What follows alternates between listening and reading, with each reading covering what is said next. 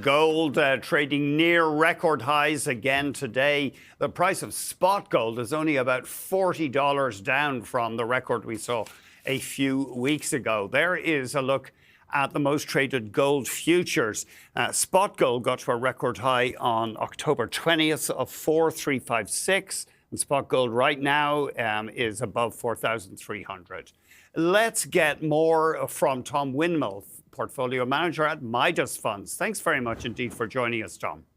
Hey, Andrew, it's a pleasure as always. You think the biggest factor, or among the biggest factors pushing gold higher, is the grievous state of government balance sheets in many countries?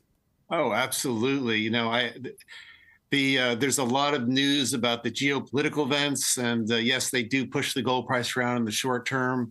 But you know, that can reverse just as suddenly as it started, and then the normal offtake from jewelry manufacturers, you know, they don't come in the market when they see prices rise. They like to see things stable, and then they'll come in and buy. So the big factor we think at Midas is the central bank buying from creditor nations, and I think that's going to start picking up here now that we've had a rate cut in the United States, which usually results in the dollar drifting downwards as it results in interest rates and yields on financial instruments not being as attractive anymore. So they'll probably start picking up the pace of gold buying, and I think that's what we're seeing now. You're in the camp that thinks that governments with big debt loads, and I assume you would include the US there, they actually need inflation to try to keep the burden down.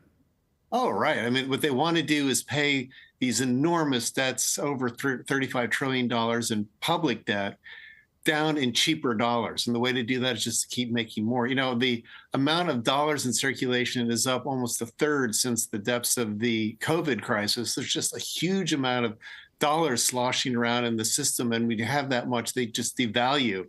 And now you're seeing these rate cuts, even though the inflation rate has not come down. It's a desperate move, we think, at Midas to keep interest payments from becoming such a big part of the U.S. deficit spending. So when you have deficit spending, huge debts, the debtor countries in the world have to start inflating their dollars to make them cheaper.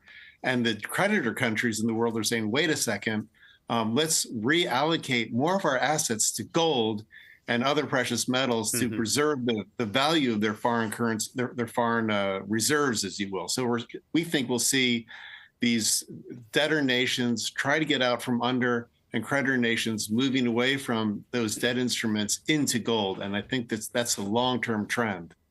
You don't think it's a great idea, though, buying gold bars as an investment? Costco, of course, has been doing that, as you know, over the past year and more, selling gold bars to the public. But you think that's a bit of an iffy idea?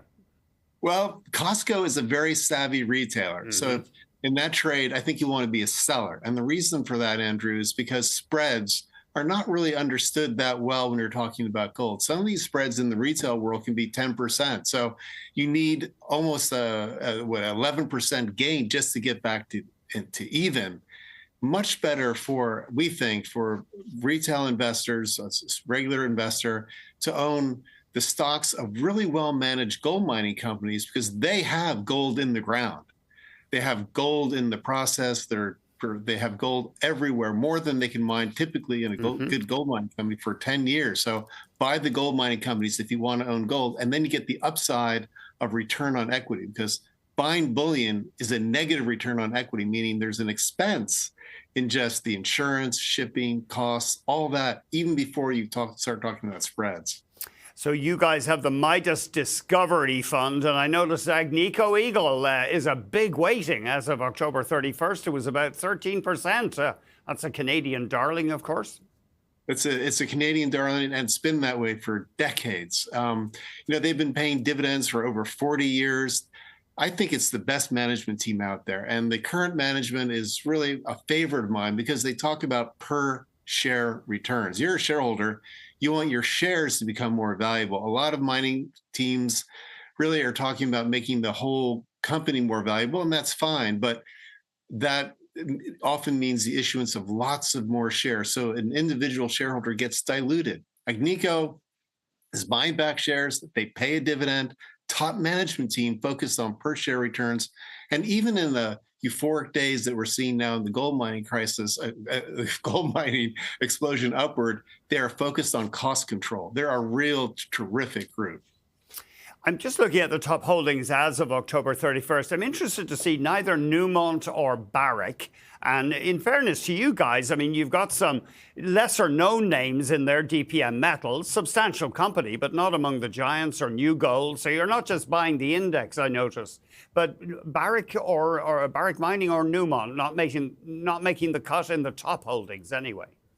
Well, of course, Barrick has very well publicized problems. You know, after they merged way back with Randgold, they took on all those African assets. Now, to compare Barrick with its assets in foreign countries, we just talked about Agnico. Agnico focuses on politically safe jurisdictions. Why? I mean, Canada is probably the best place to mine in the world. It's got an established mining code. Agnico has excellent relations with the First Nations. Every community they go to, they benefit. But they talk about the fact that a gold mine takes 15 years to get your return on capital back.